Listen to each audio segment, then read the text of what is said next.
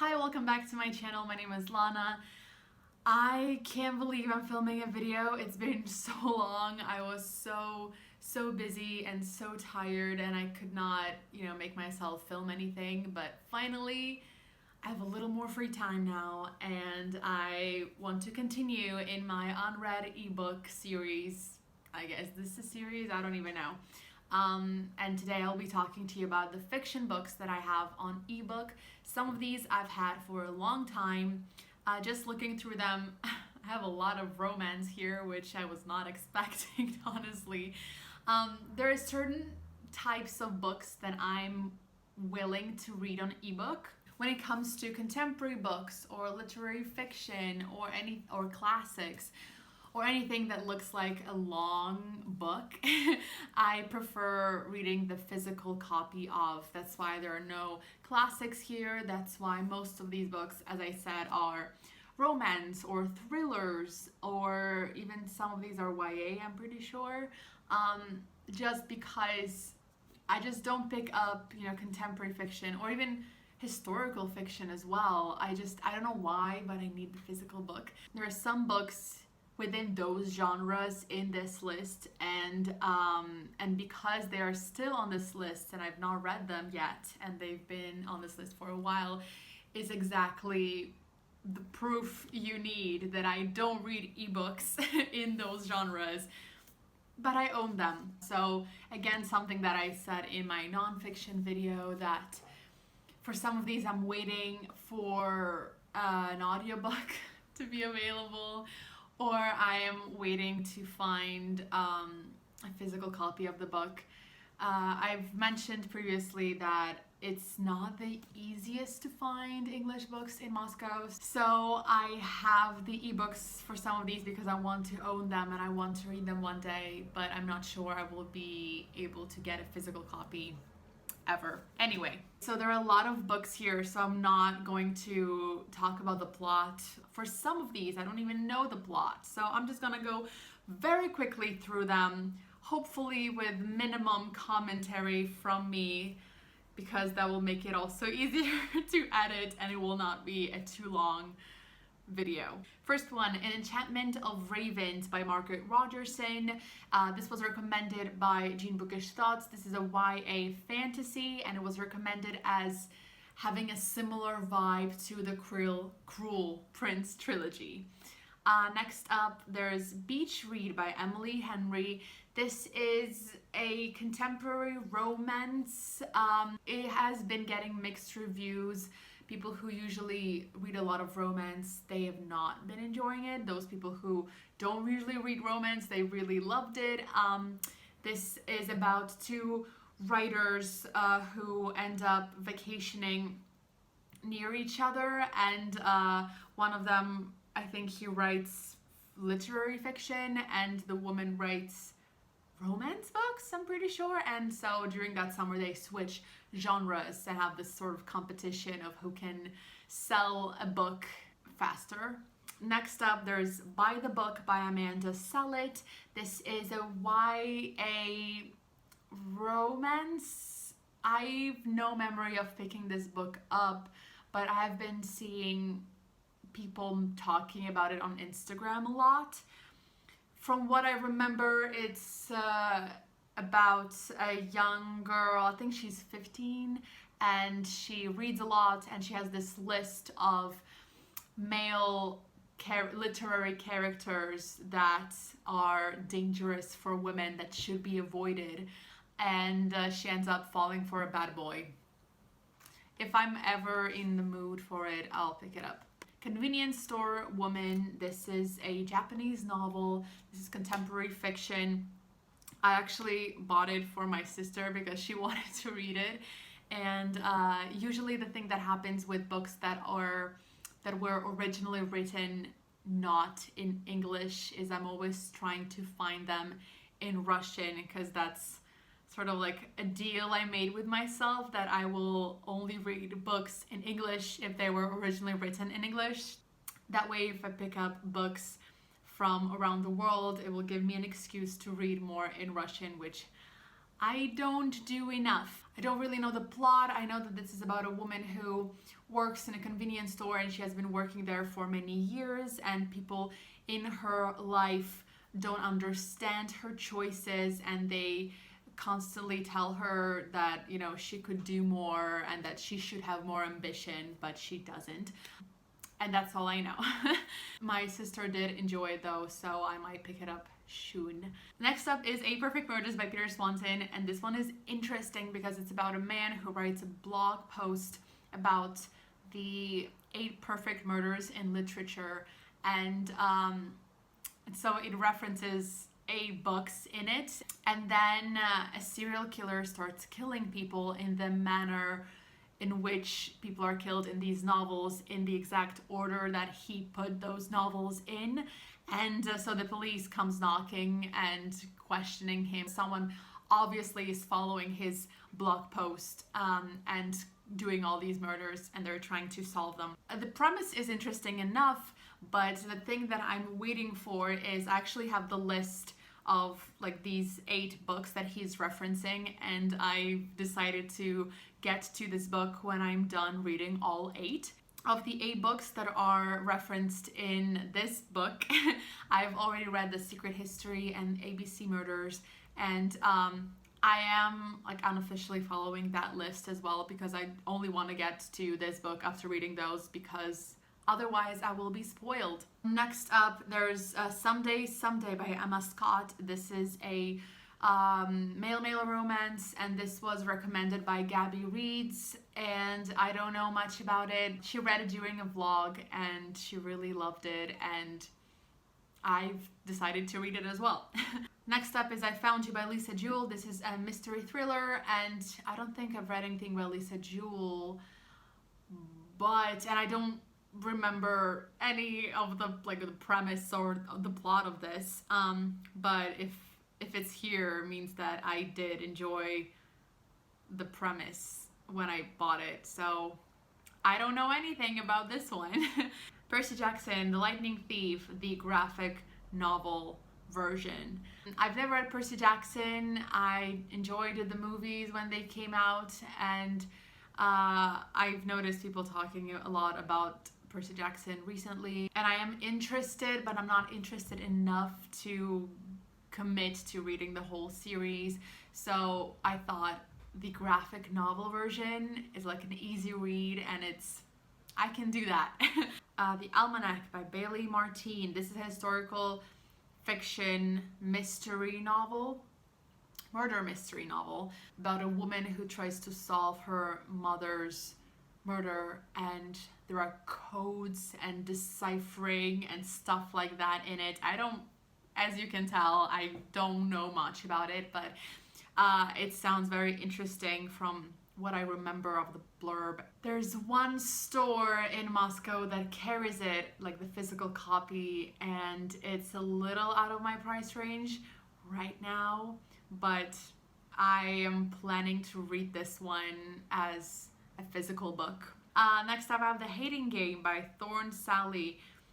This is a contemporary romance, and it is, I both heard people loving it and putting it on their, one of their favorite books of last year, and people absolutely hating this one, and which sort of adds to the intrigue of this one. But this is about an office romance. Exactly what's happening in there, I don't know. Next up is The Stranger by Albert Camus. A friend of mine bought it 2 months ago, and she told me about it. She said how a lot of people have been recommending it to her, and I said, oh my god, I'm gonna get it too, and we'll read it together like a buddy read, and then we'll talk about it and discuss it. She has not read it yet. I have not read it yet. I want to read it. I don't know what this is about. I only know, the famous first line of the book. Then again, the thing that stops me here is because Albert Camus wrote in French, this is exactly the sort of book that I should look for a Russian translation, and to give me an excuse to read in Russian, because this was not originally written in English. So I think my plan is to find it in the Moscow library and read it in Russian. Next up is The Bone Weaver's Orchard, and This is a middle grade, I want to say horror, but is there a middle grade horror mystery book? I cannot remember why I bought it. Yeah, I'm not very into super scary things. I like creepy vibes. I really like creepy atmospheres. I really like sort of haunted buildings. And this one looked like that. This one fits the bill, and because it's middle grade, I sort of feel like you get the creepy, but you're not gonna get traumatized by it. So I feel like it would be perfect for someone like me.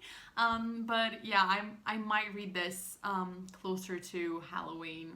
But I don't know, my mood is changing every day, and the things that I thought I would be reading in fall, I'm not picking up, so who knows.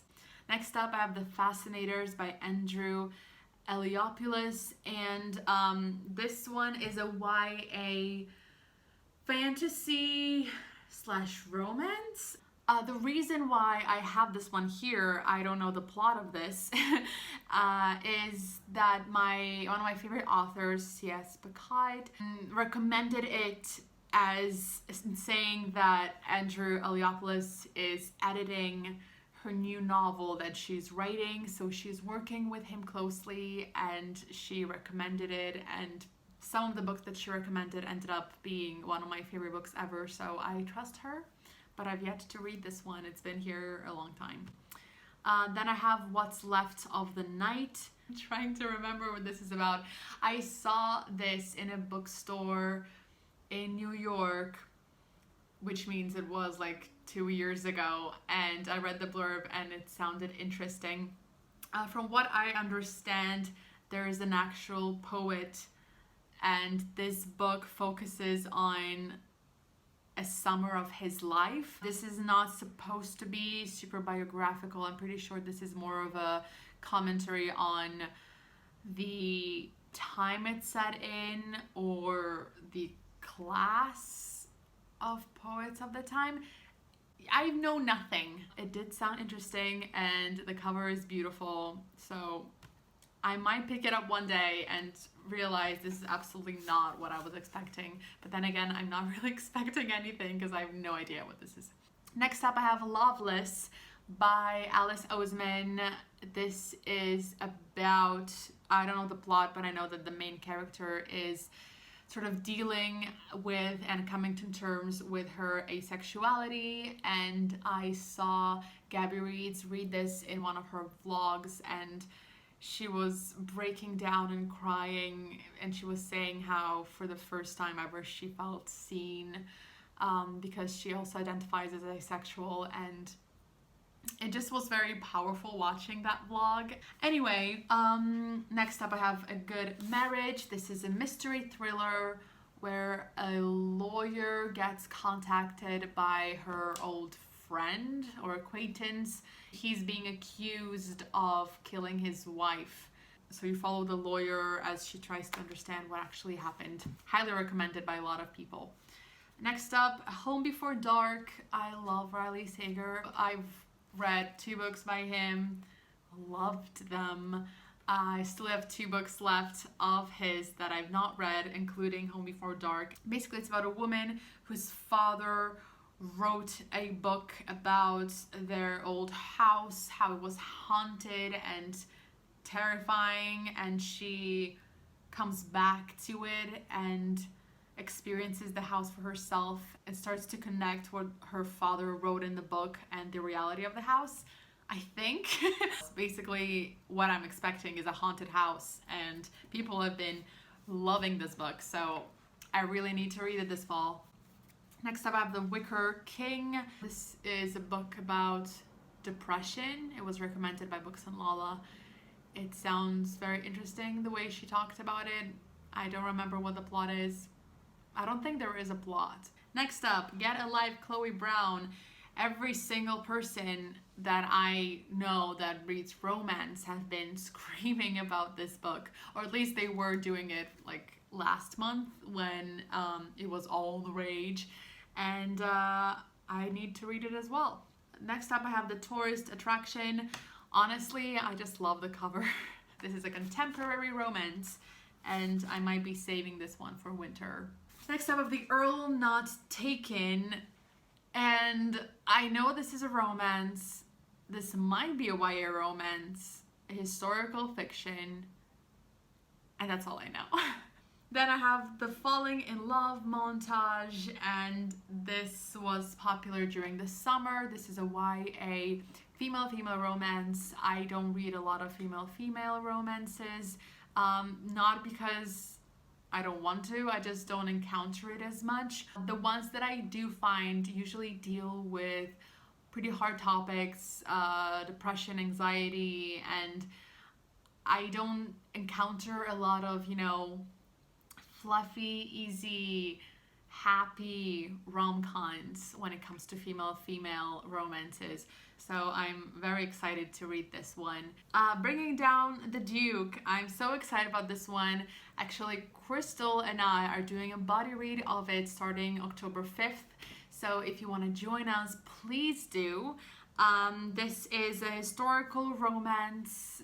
I think it might be YA. This is about a woman who decides to enter Oxford's first program for women. That's all I know. I know for a fact that this book is super funny, and I like a historical fiction romance, so I'm excited. Please join us. Next up, I have Please Don't Hug Me. This is a YA Australian novel, and its main character is on the autism spectrum, which I don't see a lot in fiction, and it sounds super exciting.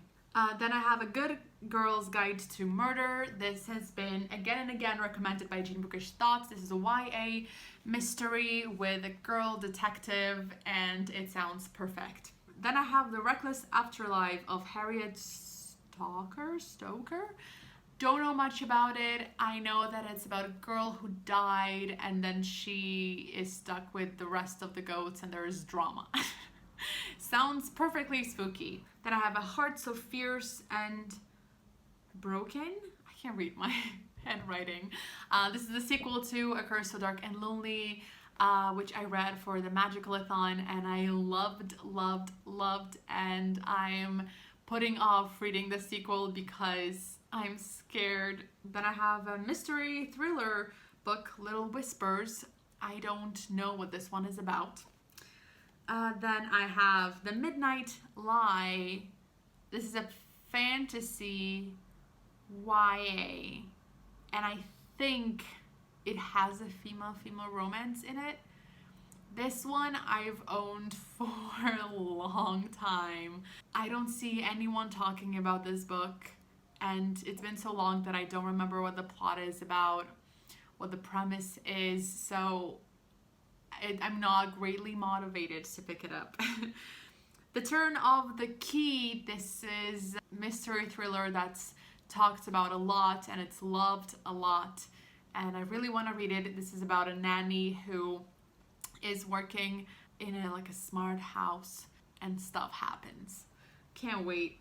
I do have Imaginary Friend by Stephen Chbosky on here because I really want to read this book. I bought it because I was so excited for it, but I know for a fact that I will not be reading this on ebook. I really want the physical book. Also because it's so big. It's a brick of a book.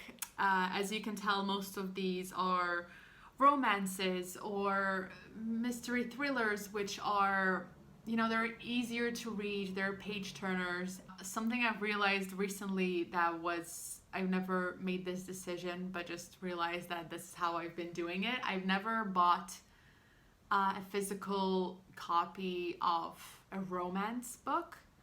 I only ever buy historical fiction, contemporary. I might buy mystery thrillers, but those are very rare. Maybe it's because I don't know. English books are more expensive than Russian ones here as well, because you also pay for the shipping of it, and I feel like a romance book that is a page turner and is light and fluffy is not worth paying as much as sort of a historical fiction dense book that will take me longer to read and be more of a commitment. Since it's a book that in my head needs more commitment, I'm willing to commit more money to it. I don't know. Just an interesting observation.